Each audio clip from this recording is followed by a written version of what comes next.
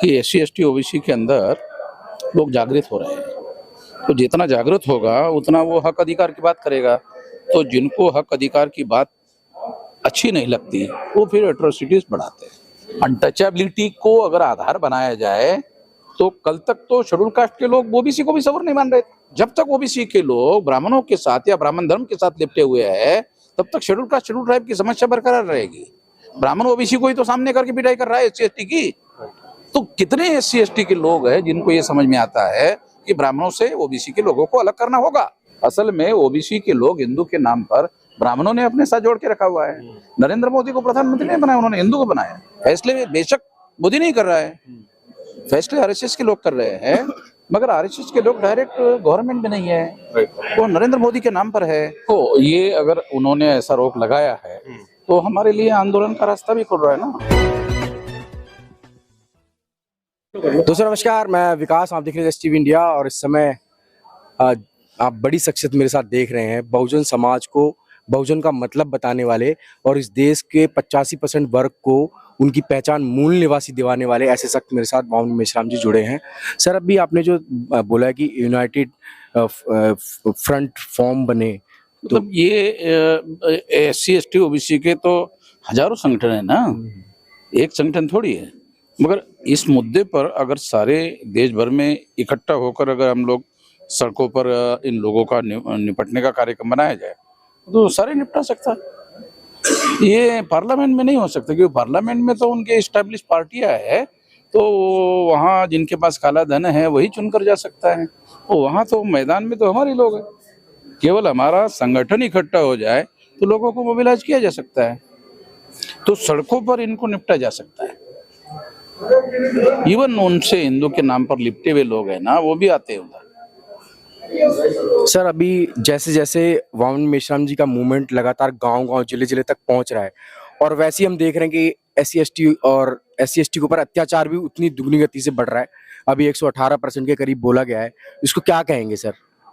देखो, एट्रोसिटी जो है ये लगातार हो रहा है और उसकी वजह ये है ना कि SC/ST OBC के अंदर लोग जागृत हो रहे हैं। तो जितना जागृत होगा उतना वो हक अधिकार की बात करेगा। तो जिनको हक अधिकार की बात अच्छी नहीं लगती वो फिर एट्रोसिटीज बढ़ाते हैं। तो ये एट्रोसिटीज बढ़ना एक सबूत भी है कि हमारे लोग अवेयर भी हो रहे हैं। तो ये तो चलता रहेगा।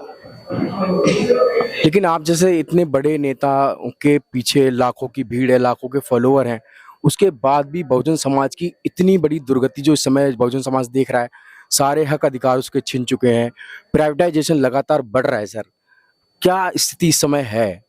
और आप जैसे प्राइवेटाइजेशन का जो मामला है पार्लियामेंट के अंतर्गत आने वाला मामला है, और पार्लियामेंट में जो बाबा साहब अम्बेडकर ने पॉलिटिकल रिजर्वेशन दिया हुआ है उसमें 131 member parliament schedule caste schedule type के चुनकर जाते हैं, जो या तो बीजेपी से चुनकर जाते हैं या तो कांग्रेस से चुनकर जाते हैं। केवल बीजेपी का मामला नहीं है, बीजेपी ने प्राइवेटाइजेशन लाया भी नहीं है, कांग्रेस ने लाया प्राइवेटाइजेशन।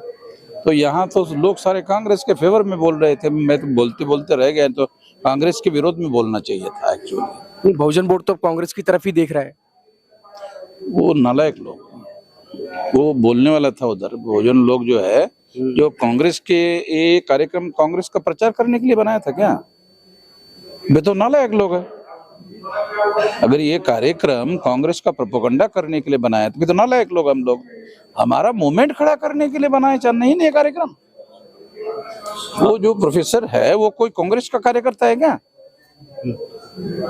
सर, हाल में ही जो एक बेहतरीन फैसला सरकार की तरफ से आया है कि UGC की कुछ गाइडलाइंस आई जो कि कैंपसेस में जातिवाद को रोकने के लिए, भेदभाव को रोकने के लिए थी। हम देखते हैं कि 3 दिन का ही प्रदर्शन होता है और सुप्रीम कोर्ट पे इतना प्रेशर बन जाता है कि उसे वो स्टे लगाना पड़ जाता है। आप लोग इतने लंबे समय से आंदोलन कर रहे हैं, जमीन पे आंदोलन है, कॉन्फ्रेंसेस है, लगातार होती है, आपके बनाए हुए प्रेशर का असर नहीं पड़ता, लेकिन एक छोटे वर्ग के बनाए हुए प्रेशर का इतना इमेंस फर्क पड़ता है कि स्टे लग जाता है इतने जरूरी गाइडलाइंस पर। देखो, ये अगर उन्होंने ऐसा रोक लगाया है तो हमारे लिए आंदोलन का रास्ता भी खुल रहा है ना। अगर उन्होंने रोक लगाया मान लो तो हम आंदोलन सड़कों पर उतरेंगे।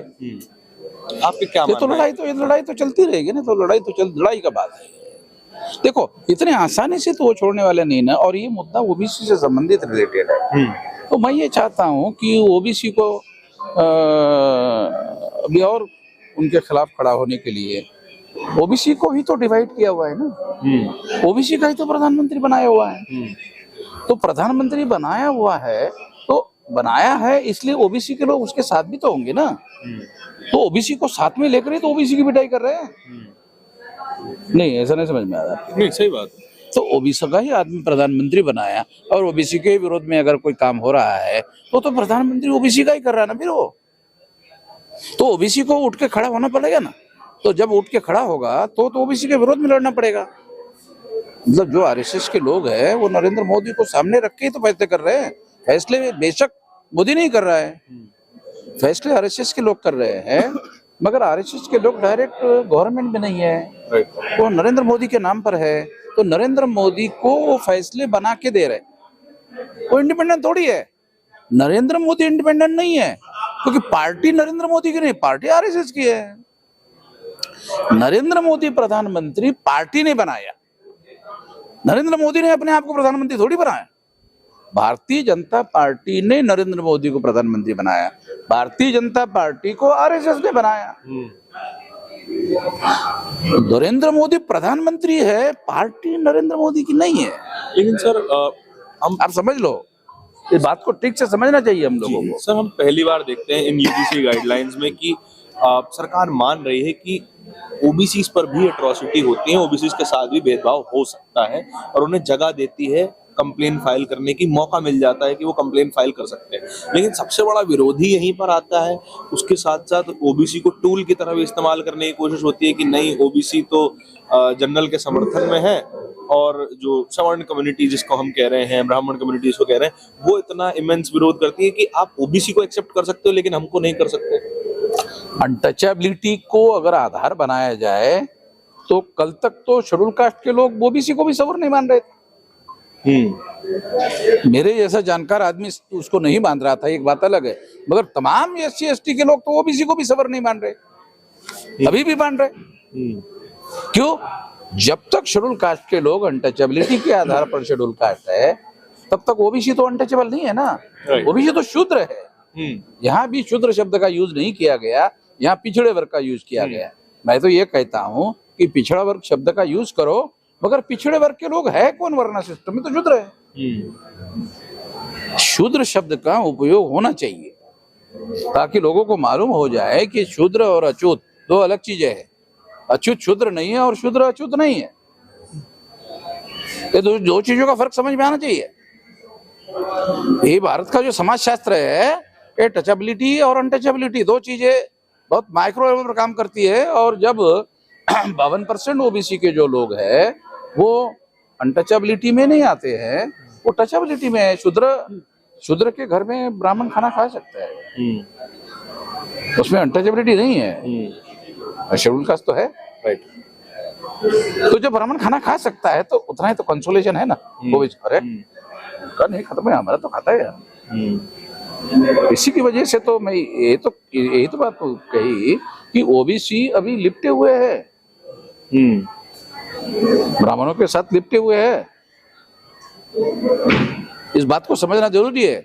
और जब तक ओबीसी के लोग ब्राह्मणों के साथ या ब्राह्मण धर्म के साथ लिपटे हुए हैं, तब तक शेड्यूल कास्ट शेड्यूल ट्राइब की समस्या बरकरार रहेगी। ब्राह्मण ओबीसी को ही तो सामने करके पिटाई कर रहा है, एससी एसटी की। तो कितने एससी एसटी के लोग हैं जिनको ये समझ में आता है कि ब्राह्मणों से ओबीसी के लोगों को अलग करना होगा?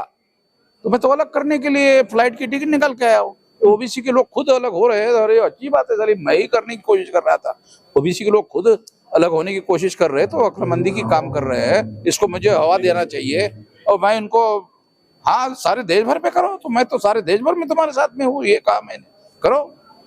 तुम लोगों को हर जिले में चाहिए मदद तो मैं देने के लिए तैयार हूँ। तुम साले गाड़ में घुसे हुए ब्राह्मणों के, हिंदू के नाम पर। जब तक उससे नहीं निकलेंगे तब तक ये मामला हल नहीं होगा। ये वाली बात जो आपने कही है, हम देखते हैं इन आंदोलनों में प्रधानमंत्री जो कोई कभी हिंदू हृदय सम्राट थे, हिंदुओं के लीडर कहे जा रहे थे, अब वो अचानक से उन्हें जाति सूचक गालियां भी देने लग जाती। क्या हमारे लोगों को क्या इस राजनीति को भी समझने की जरूरत है कि जरा सा प्रधानमंत्री इधर उधर निकलते हैं तो वो भी तेली नाम से गाली खाने लगते हैं? देखो ऐसा है, ये चीजों का दोनों तरफ बेनिफिट होता है। जब कोई नरेंद्र मोदी को तेली कहकर गाली देना कर देता है तो उसको लगता है अरे साला मैं ओबीसी हो गया हूँ, तो ओबीसी के लोगों के अंदर मेरी स्वीकार्यता बढ़ेगी, तो ओबीसी का वोट मेरा बढ़ेगा। नुकसान नहीं होगा। इसके दो पहलू। बहुत महीन बात बता रहे हैं आप। तो वामन मिश्रा महीन बात कहने के लिए तो ये समझदारी की बातें हर एक को थोड़ी समझ में आएगी, हर एक की बात की थोड़ी है। तो समाजशास्त्र का जो भारत का समाजशास्त्र है इसको समझना पड़ेगा ना, तब जाकर के लड़ाई लड़ सकते हैं। असल में ओबीसी के लोग हिंदू के नाम पर ब्राह्मणों ने अपने साथ जोड़ के रखा हुआ है। नरेंद्र मोदी को प्रधानमंत्री नहीं बनाया, उन्होंने हिंदू को बनाया। नरेंद्र मोदी हिंदू है ना, तो हिंदू बनाने के लिए ओबीसी को प्रधानमंत्री बनाया हुआ है। आपके तमाम अधिवेशन कार्यक्रम में हम लोग बहुजन सत्ता की ओर पहुंचेगा और तमाम मैं स्पीच आपकी सुनता हूं, तो कब तक सर पहुंचेगा कुछ? अगर ये मीडिया में बताकर पहुंचने का होता तो साला अभी बोल देता कि कल पहुंचने वाले हैं। इतना मामला तो है नहीं। अभी मेरी उम्र जो है 67 चल रही है, 19 साल की उम्र से कर रहा हूँ, तो अभी तो संगठन शक्ति हमारी बढ़ी, तो अभी तो हम किस बात को कहने लायक हो गए, अरे हम ये दावा करने लायक हो गए हैं। तो 50 साल का समय लगाना पड़ा, 50 साल का समय लगाना पड़ा, तब जाके आप लोग भी हमारे पास आकर के इंटरव्यू लेने की मांग कर रहे हैं। ये तो कौन पूछता था, हमने जना कौन है यार। अभी हमारे पास आपको लगता नहीं कि इंटरव्यू लेना चाहिए आदमी का, तो 50 साल लगाना पड़ा तब जाकर के इंटरव्यू लेने लायक हो गए ना।